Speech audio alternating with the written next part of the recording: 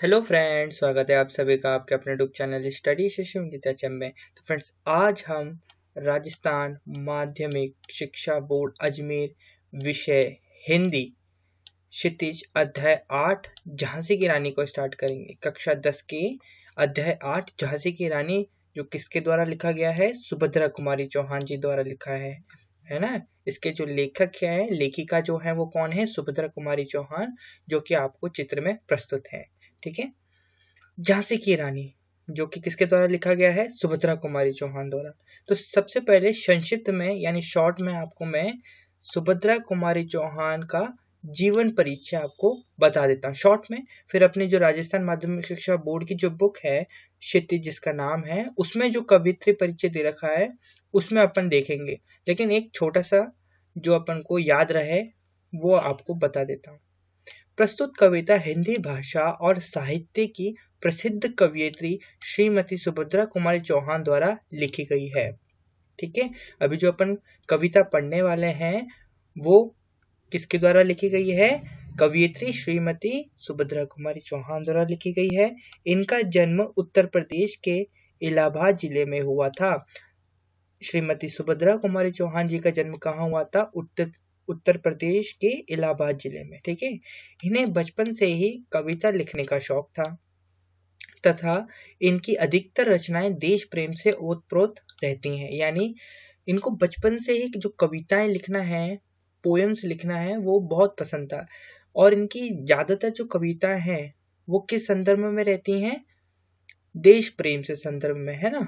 और ये जो झांसी की रानी है ये इसका एक उच्चतम उदाहरण है। अभी अपन जब पढ़ेंगे इसको। वह एक रचनाकार होने के साथ साथ स्वाधीनता संग्राम में सेनानी भी थीं। यानी वो रचनाकार यानी लिखने के साथ साथ, रचना करने के साथ साथ स्वाधीनता यानी स्व अधीनता जो संग्राम चल रहा था गांधी जी का, उसमें भी इन्होंने एक सिपाही की तरह भाग लिया। उन्होंने गांधी जी के साथ असहयोग आंदोलन में भाग लिया तथा 2 बार जेल भी गई थी। मतलब देख लीजिए, गांधी जी के साथ भी इन्होंने काम करा असहयोग आंदोलन में, जो कि प्रमुख आंदोलन था गांधी जी द्वारा प्रदत्त। ठीक है ना। उसमें 2 बार ये जेल भी गई हैं। इसलिए उनकी रचनाओं में राष्ट्रीयता की झलक देखने को मिलती है। इसलिए, है ना, राष्ट्रीयता की झलक इनकी कविताओं, इनकी रचनाओं में देखने को अपन को मिलती है। ये तो था झांसी की रानी सुभद्रा कुमारी चौहान जी का जीवन परिचय या छोटा सा एक संक्षिप्त जीवन परिचय। अब अपन अपने बुक में से देखते हैं कि आगे क्या है।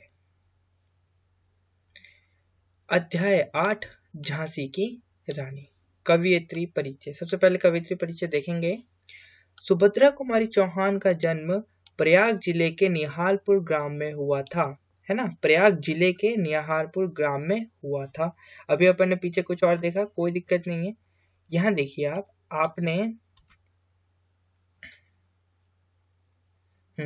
आपने असहयोग आंदोलन में प्रमुख भूमिका निभाई थी। यह भी हमने देखा, असहयोग आंदोलन में प्रमुख भूमिका निभाई थी। सुभद्रा कुमारी जी ने प्रयाग से शिक्षा ग्रहण की, यानी इनका जो प्रमुख जिला है जहां पर इनका जन्म हुआ, वहां से इन्होंने शिक्षा ग्रहण की और अनेक बार जेल गई, जैसा हमने देखा था अभी पिछले में। विद्यार्थी काल से ही, यानी अपने जो अपन अभी अवस्था में हैं, जो आप अभी अवस्था में, उसी काल से, उसी समय से ही कविता लेखन करते हुए आप हिंदी साहित्य की राष्ट्रीय भावधारा की प्रमुख कवित्री रहीं। ध्यान से समझिए इस लाइन को। विद्यार्थी काल से ही, यानी जो इनका विद्यार्थी का समय था वहीं से ही कविता लेखन यानी कविताएं लिखना प्रारंभ करती थी। और हिंदी साहित्य की राष्ट्रीय भावधारा, भावधारा का अर्थ क्या होता है? इमोशनल, है ना। इमोशनल जो स्ट्रीम होती है ना, उसके अंदर राष्ट्र की भावधारा यानी राष्ट्र के प्रति जो प्रेम होता है उसकी भावधारा इनमें प्रमुख रही है। आगे लिखा है,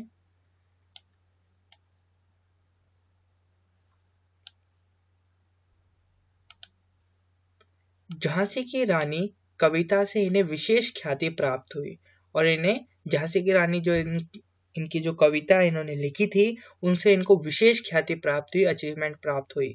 सुभद्रा जी ने गद्य और पद्य में समान रूप से लेखनी चलाई है, यानी ये गद्य भी लिखती हैं और पद्य भी लिखती हैं। ठीक है, कर्मवीर आपकी कविताओं का प्रथम संकलन है, यानी सबसे पहली जो कविता इन्होंने लिखी थी वो कौन सी थी? कर्मवीर थी। ठीक है ना, ये जब हम कवि परिचय में अपन लिखते हैं कवि या कवित्री परिचय, उसमें ये जो अचीवमेंट होती है कवि की, वो याद रखना अपने लिए बहुत महत्वपूर्ण होता है। जिस प्रकार से सुभद्रा कुमारी चौहान की जो प्रथम संकलित कविता थी वो क्या थी? कर्मवीर थी। तो अपन को इसको याद रखना है। संकलन मतलब पता है सबको क्या होता है? संग्रह। ठीक है ना।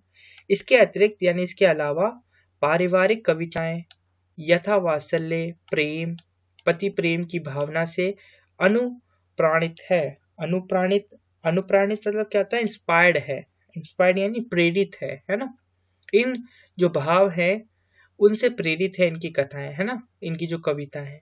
बिखरे मोती इनका प्रसिद्ध कहानी संग्रह है। ठीक है ना, जो इनकी कविता थी पहले वो थी कर्मवीर, और जो इनका प्रसिद्ध संग्रह है वो है बिखरे मोती। ठीक है, बिखरे मोती तथा कविता संग्रह मुकुल दोनों पर ही इन्हें हिंदी साहित्य सम्मेलन का सेक्सरिया पारितोषिक मिला।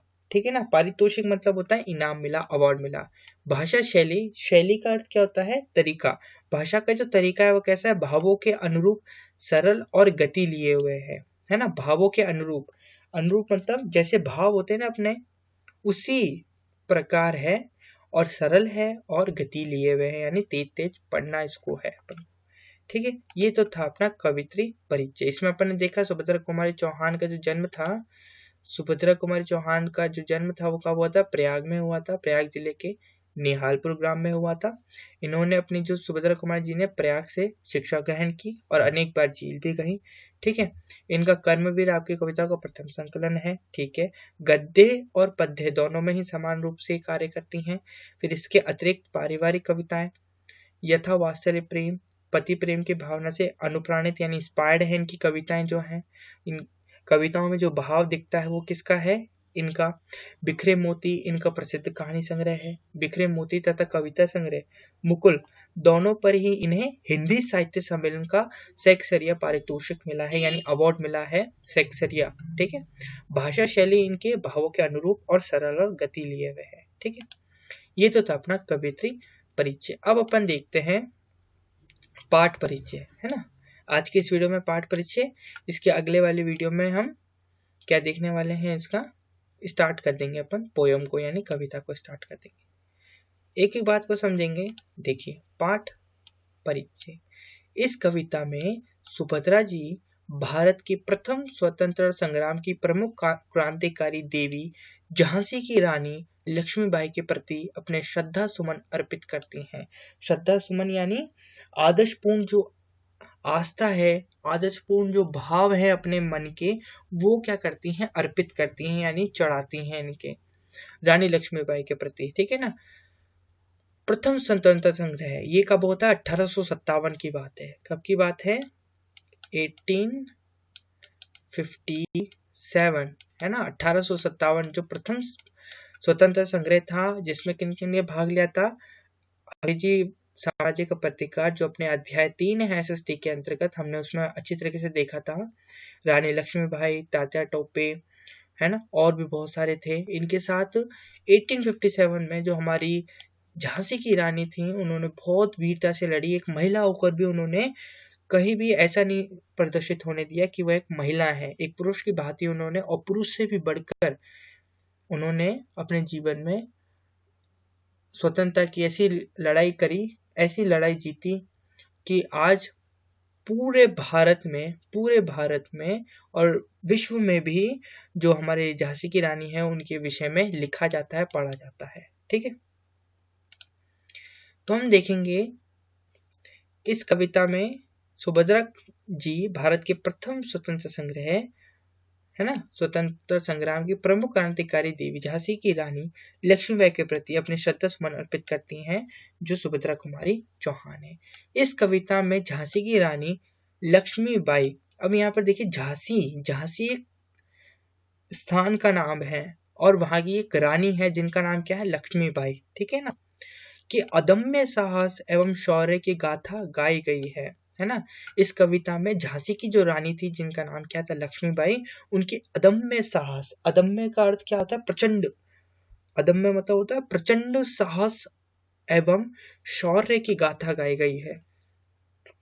लक्ष्मीबाई ने सन 57 की क्रांति का नेतृत्व करते हुए निराश और हताश राजा महाराजाओं में आशा यानी होप का संचार किया था, आशा का संचार किया था कि हारो मत, तुम इतने हताश मत बैठो, हम लड़ेंगे, एकजुट हो जाओ और हम अंग्रेजों को मार भगाएंगे अपने देश से, हमारा भारत देश स्वतंत्र तो होगा और भारत का प्रत्येक व्यक्ति स्वतंत्रता से जिएगा, है ना। ये आशा की आग किसमें जलाई थी, राजा महाराजाओं में। क्योंकि उस समय हम देखते थे कि जो राजा महाराजा थे वो सब के सब अधीन हो चुके थे, किसके, अंग्रेजों के अधीन हो गए थे, विदेशियों ब्रिटिश के अधीन हो गए थे। इसलिए सबके सब अब क्या करते थे, अंग्रेजों का कहा मानते थे। तो ये चीज जो झांसी की रानी थी उनको पसंद नहीं आई और उन्होंने देखा हमारा भारत देश दिन पर दिन क्या होता जा रहा है, अंग्रेजों का गुलाम होता जा रहा है ना।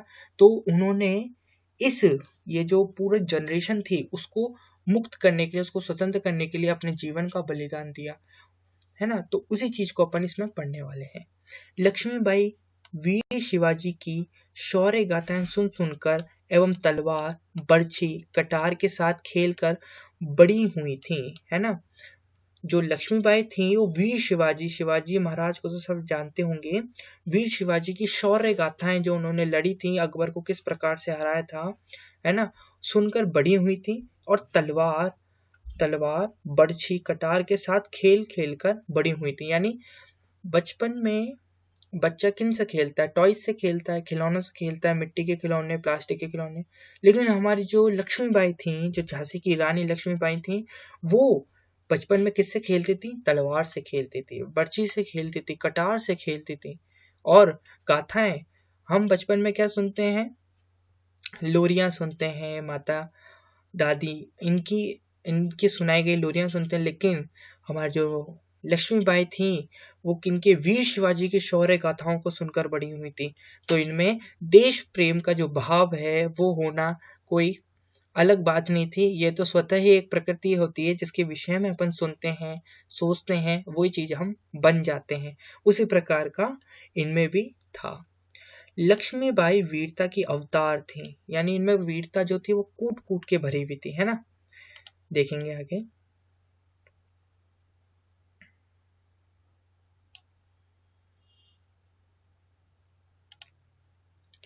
झांसी के राजा के साथ इनका विवाह हुआ, किंतु दुर्भाग्य से उनके पति शीघ्र ही चल बसे और 23 वर्ष की आयु में रानी विधवा हो गई। ठीक है, झांसी की रानी क्यों कहलाती हैं ये, झांसी की रानी इसलिए कहलाती हैं क्योंकि लक्ष्मीबाई जो थी उनका जो विवाह था किसके साथ हुआ था, झांसी के राजा, है ना, उनके साथ हुआ था। और किंतु दुर्भाग्य से उनके पति शीघ्र ही, जो झांसी के राजा थे, उनकी शीघ्र ही क्या हो गई, मृत्यु हो गई। तो 23 वर्ष की आयु में रानी जो थी वो जो लक्ष्मीबाई थी वो रानी बन गई और विधवा भी हो गई थी वो। इधर अंग्रेजों की गिद्ध दृष्टि झांसी पर पड़ी और वे झांसी को लावारिस मानकर अपना झंडा फहरा देते हैं, किंतु रानी लक्ष्मीबाई ने मरते दम तक अंग्रेजों से लोहा लिया तथा झांसी की रक्षा की। अब उस समय क्या होता था, एक बार समझिए इस बात को कि इधर अंग्रेजों की गिद्ध दृष्टि, इस बात को समझिए। क्या होता था उस जमाने में, 1857 के जो जमाना था उसमें क्या होता था कि किसी राज्य में या किसी स्थान पर जो राजा राज्य कर रहा है, यदि वो मर जाता है और उसका कोई उत्तराधिकारी नहीं होता है या उसका कोई बेटा नहीं होता है, तो क्या होता है, अंग्रेजों में उस स्थान को ले लिया जाता है, अंग्रेजों का हो जाता है वो स्थान। तो इसी प्रकार से क्या हुआ कि ये जल्दी मर गए थे, शादी होते ही जो झांसी के राजा थे वो मर गए थे। तो क्या हुआ, बच्चा हो नहीं पाया, है ना। तो बच्चा हो नहीं पाया तो उत्तराधिकारी नहीं हुआ। तो इस कारण क्या हो गया था, अंग्रेजों ने इसको ले लिया था अपने उसमें ले लिया था, झांसी को, झांसी जो राज्य था उसको अपने अधिकार में ले लिया था। तो इस प्रकार से जो झांसी की रानी लक्ष्मीबाई थी वो नहीं देना चाहती थी, और वो सोचती थी अंग्रेज बाहर से आए हैं और हमारे जो भारत है उसी को लेके जा रहे हैं, ये बहुत गलत बात है। तो वो लड़ना स्टार्ट कर दिया था उन्होंने। तो फिर लिखा है अंत में रानी लक्ष्मीबाई को यमुना तट के पर अंग्रेजों ने घेर लिया, यमुना तट पर अंग्रेजों ने घेर लिया था। यहाँ पर लक्ष्मीबाई अपनी सहेलियों कान्हा और मुंद्रा, यहाँ पर बहुत अच्छा एक प्रश्न पूछ लिया जाता है, कान्हा और मुंद्रा, कान्हा और जो मुंद्रा हैं वो किसकी सहेलियां थी? तो आप बोल सकते हैं रानी लक्ष्मीबाई की सहेलियों के नाम क्या थे, ये भी प्रश्न पूछा जा सकता है। तो आप बोलेंगे कान्हा मुंद्रा, और कान्हा मुंद्रा किसकी सहेलियां थी वो भी आ सकता है, तो रानी लक्ष्मीबाई, ठीक है ना, के साथ बहादुरी से लड़ती हुई वीर गति को प्राप्त हुई। ठीक है, तो ये अपन जो मूल पाठ है अपना वो आने वाली वीडियो में देखेंगे। यदि आपको हमारा वीडियो अच्छा लगा हो तो प्लीज़ वीडियो को लाइक करें और चैनल को सब्सक्राइब करें। धन्यवाद एंड गॉड।